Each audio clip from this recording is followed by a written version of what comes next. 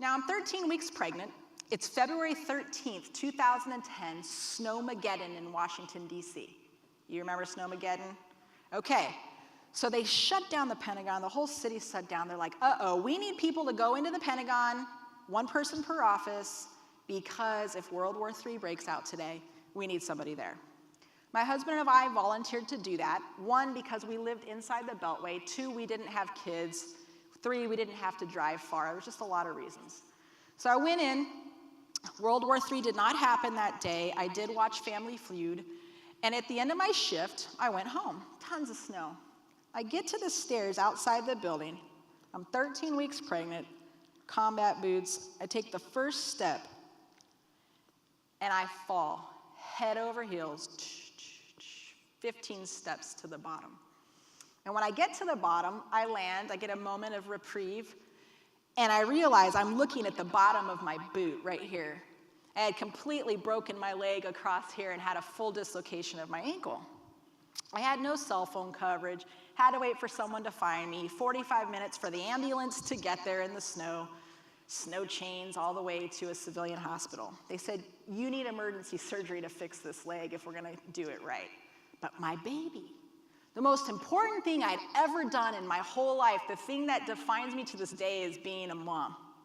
I was so scared. We had waited so long. I knew I was considered high risk already because of my age, and now I've got to have this surgery with my baby. What's going to happen? My husband finally shows up. They said, we got to give you an ultrasound to see how your baby's doing before this major surgery.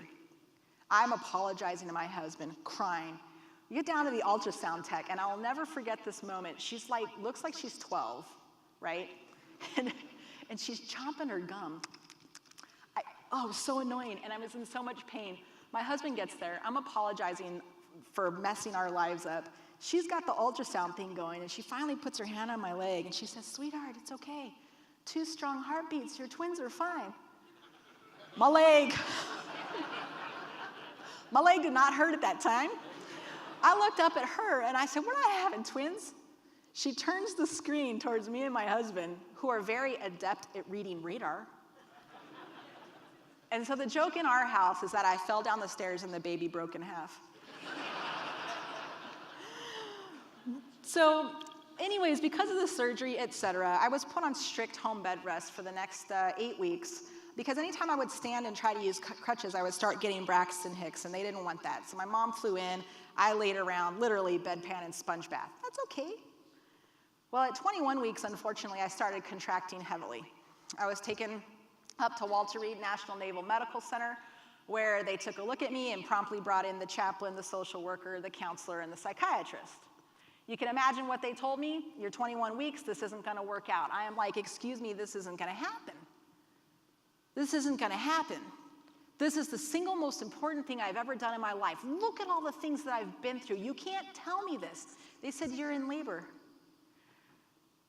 I said, well, how many weeks do I need to make it to? They said, you're at 21, you need to make it to 28 for the kids to have a chance.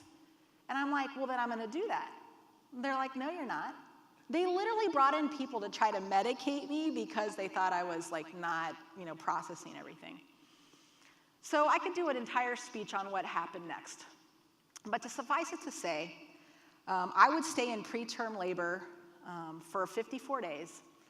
I would be in a position called Trendelenburg, which is head down and feet up, not to TMI you guys, but just kind of holding the babies in by gravity. And I would contract from minor, imperceptible ones all the way to major contractions every 3 to 12 minutes for 54 days. It is unheard of. I'm still friends with all the doctors and nurses. We get together every year. But it was one of the most extraordinary things that ever happened to me. It's the most extraordinary thing I've ever done. And I think it was one of the greatest gifts that ever happened to me, because I realized I was so much stronger than I had ever given myself credit for. And I honestly believe, and this is hard to say, that I love my children in a way I may not have had I not gone through this. And I learned something about resilience. Here's the thing, resilience is a great term. Resilience is important.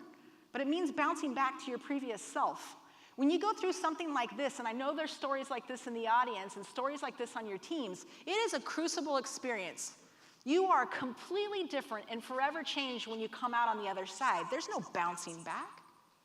This is about resurgence. This is about reinvention. 6 months after my kids were born, I was back in the cockpit of an F-15E, and a few months after that, I took command of my first fighter squadron. And another mantra that kept popping into my head, and I've left you with a few today, but here's another one. There was nothing I could do except my best in the moment. I could not control this, and it was yield to overcome. I kept telling myself, the more energy and stress I put into being upset about my circumstance, the more I hurt my circumstance and that of my children. Yield to overcome. It's not quitting, it's not surrendering, it's accepting and moving forward into that.